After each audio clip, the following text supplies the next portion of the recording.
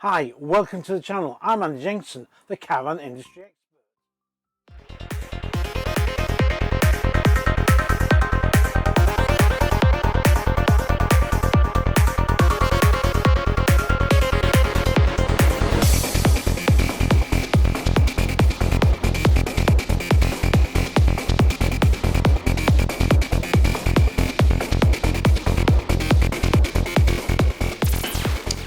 Hi, welcome to the channel. Now, first of all, we're 200 people. I just got to say this first. We're 200 subscribers at 4,000, and that's a big major thing for me because I've not pushed this channel. I've just really do as I do. So I've had no, as I keep saying probably before, you probably fed up with me here saying it, but I've had no help from any the organisations such as the Caravan Club or anything like that. You know, I've purely had to do this under sheer hard work. Anyway, enough of that. What am I doing? Right. Well, I've been having a bit of a look through some of my archives because at the moment I'm vastly behind on time doing a new book. And I'm sort of worried they're going to cancel, which should be a bit of a blow really, because it's got a good potential. But anyway, putting that to one side, I was having a bit of scout about, and caravan sales, it doesn't matter what people are selling you on the new stuff, you'll be seeing some really big discounts coming through, 3-4 grand off. I think you're going to see off some of the top-notch stuff, and that's going to be happening more because obviously the 2024s will be coming through the next couple of months.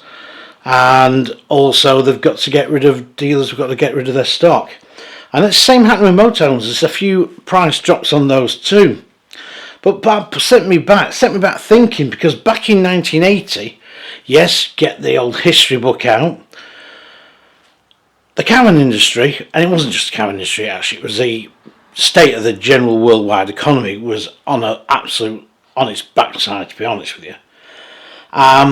And of course, caravan manufacturing had seen a dive in the mid-70s and picked up slightly, but in 1979-80 things got really bad, and there was lots of stock around, and it meant some of the big manufacturers such as,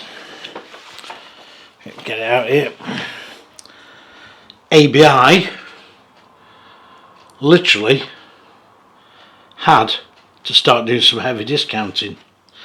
So you could buy a Monza 1000, the old price was £2,111, and the new price was now £1,900. That was their basic model. ABI produced a very good amount of models, to be quite honest, and they found they filled every bit of the market up. But this was their advertising. They were knocking all this sort of money off brand new vans, and then dealers may knock a bit more off on top of that. Casalt were doing the same, and it really was a tough time. If you're a manufacturer and you hadn't been watching what you were doing, you had a lot of stock left, and that stock had to be paid for somewhere along the line. So it brought a lot of the manufacturers down, and it really did crucify the caravan industry.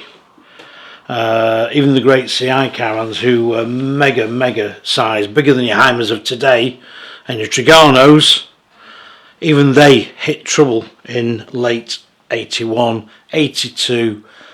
By December 82 they were on their knees, and literally they had stocks of caravans unsold, and basically they were brought to the knees and owed about 4 or 5 million quid, which back in 1980 was a heck of a lot of cash.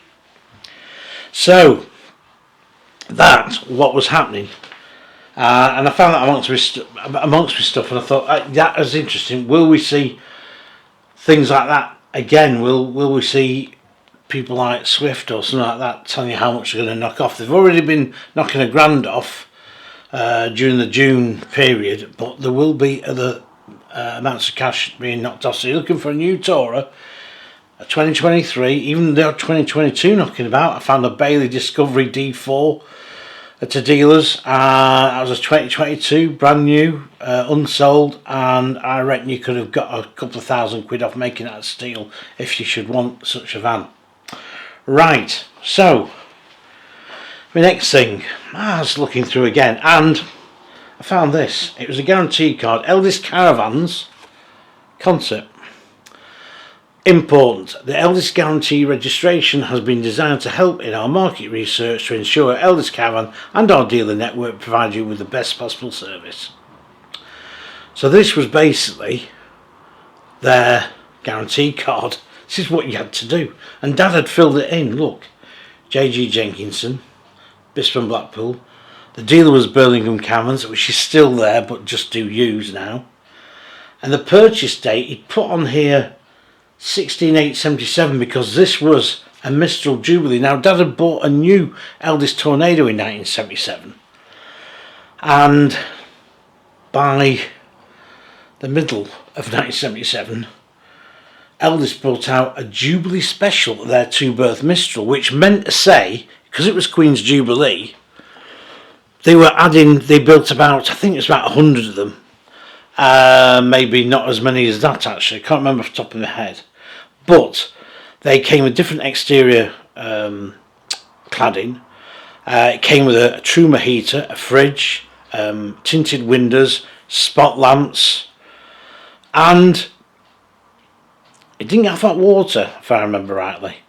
But it looked a smart van, and Mum and Dad just went in and decided they wanted a two-berth and bought it. Now ABI were doing a deal at that particular time. They gave you something like £50 of the vouchers, and Eldest had been part of ABI for 4 years by that time, and I think they got a radio. I think they got a blow up an air mattress. That was in case I wanted to go and I was stick between the two sindles. And a few other bits of odds and ends. The radio we did have for years and years and years.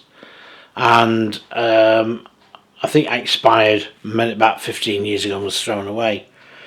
But that was part of the AB. So you could pick these things with your vouchers and you could go and get them, I think, from the dealer, or ABI sent them to you. Right, so that's a little bit of a fact. And so I was still looking around and I found this. Now this is a receipt, a bill of purchase, and this was my very first brand new motorbike. So this was bought on the, I think it was about the 8th of April 1975. I was just 17 and I wanted a brand new motorbike. I'd got a moped. My dad had bought me a moped previously, which was a push and go, twist and go should I say. I wanted a Suzuki, I wanted a Yamaha FS1A or a Honda SS50, but anyway, Dad wouldn't go to that much, and he bought me my first moped, and that was really for me to go to work on, which was my first job was going to be Dovedale Caravans or Pemberton Caravans. If you look on the videos list, you'll see that video on there, but that's what it was bought for originally. Anyway, after 12 months, I decided I wanted to get a new bike, and a friend of mine had just bought a Suzuki A100. They were two-stroke, do about 65 mile an hour, 70 top speed. They produce something like 9 brake horsepower.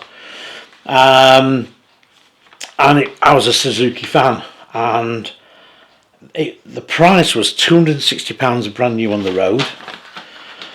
This is actually the finance agreement, and because I was old enough, Dad had to do the finance, and I remember him saying, do not, whatever you do not fall back on the payments. The payments were £9.10 a month, and I thought it was a lot of money at that particular time. Now, interestingly, the retail cash price was £260, but with the actual total, with the finance, it was £328 again, which seemed a lot of money, but I got it paid off within 3 years. And as I say, it was from a local bike dealer called Vin Duckett Motorcycles. They were based at Thornton, and Vin Duckett actually had been a racer at the TTs. He used to race bikes and things, and he set up his father had set up a business, I think, selling motorbikes. So that's where I bought it from, and he was a decent guy actually. He always gave me good prices for the bikes because I always looked after them and cleaned them.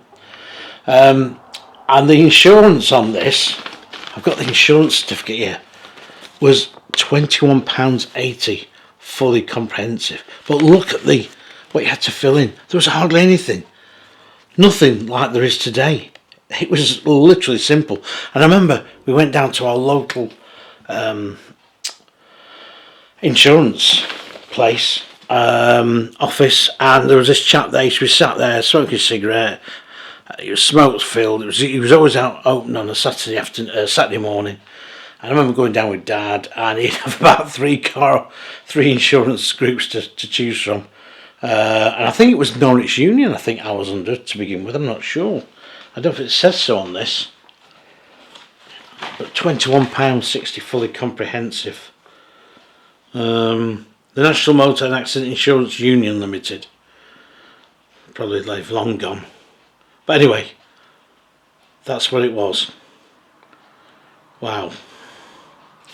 So, that was another thing. And then I was looking through some more stuff, and I found this. Lido Caravan Classics Collectibles. Now, I had two manufacturers. I'm going back now a long time. I'm going back to the 1996, 95 probably, and I had a couple of companies looking at doing model caravans, and they were going to be classics, and I was going to do all the information. We were going to do a nice display box, and there'd be a leaflet inside with a picture of the caravan, how it was when it was being made, etc. And I was going to do all the information. I did all the vans that we should cover, things like Linton Arrow, ABI Tycoon, Viking Fiberline, all those sorts of things. And that was all agreed in principle. They even sent somebody to come and see me. They took me out for lunch, we talked about it, and then the girl left and the old idea got scrapped. And that was all the proposal form for it. So that was buried deep, not a lot of use now. And then I found my first, I think it was my first book contract from Veloci. So all the things I had to take about the publicity, getting the magazines, that sort of thing. But yeah, so that was that. Now, my other little thing was, if you saw Question Time, the BBC Popular Politics thing, a few weeks ago, you may have spotted me in the audience. It was at Fleetwood, in a town not far from me, and I went for the experience, and it was a brilliant experience. If Question Time are anywhere near you, I do recommend you get your name down to go. I mean, you don't get paid or anything. It's absolutely fantastic. Fiona Bruce was brilliant. She was fantastic, and she knew the area because apparently her in-laws lived not far away. So she was up here quite often. But it was brilliant. I wanted to ask a question about electric vehicles and how it's going to affect the caravan industry. Strangely enough, they never took my question in. There you go. Probably not of interest to the majority of people, but anyway, that was what I was going to do. So I've got a shot of that which I'll put on this video. Several people contacted me. We saw you in the audience and all that sort of business.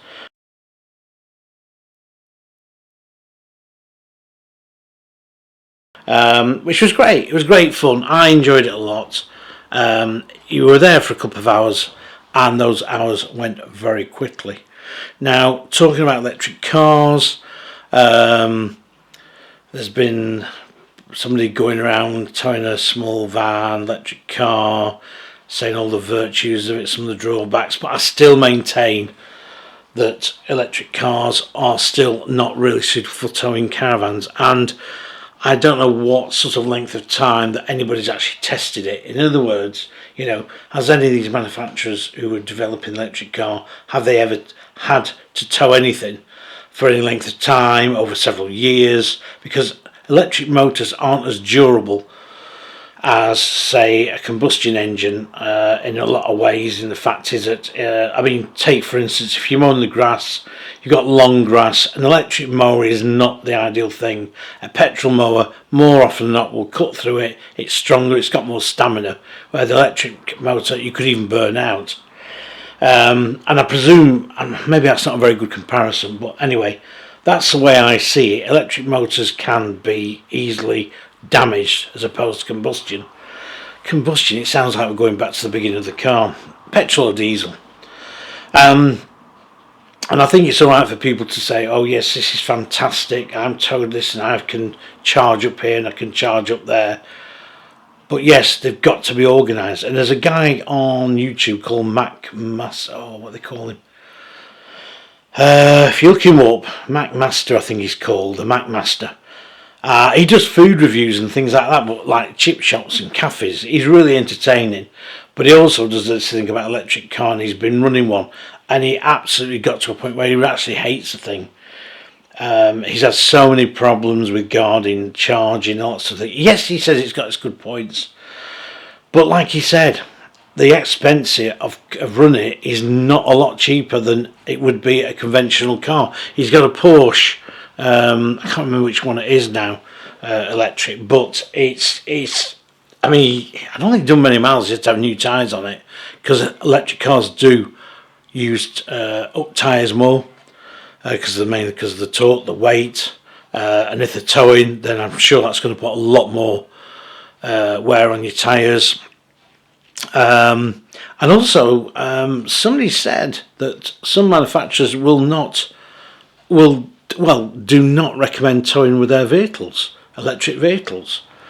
And that tells me quite a bit. Maybe that, a warranty claim may go in, and if they find you've been towing a big caravan, they may turn around and say, well, sorry, but you've been towing this caravan around, we think it's too big, and that's the reason why the car has failed.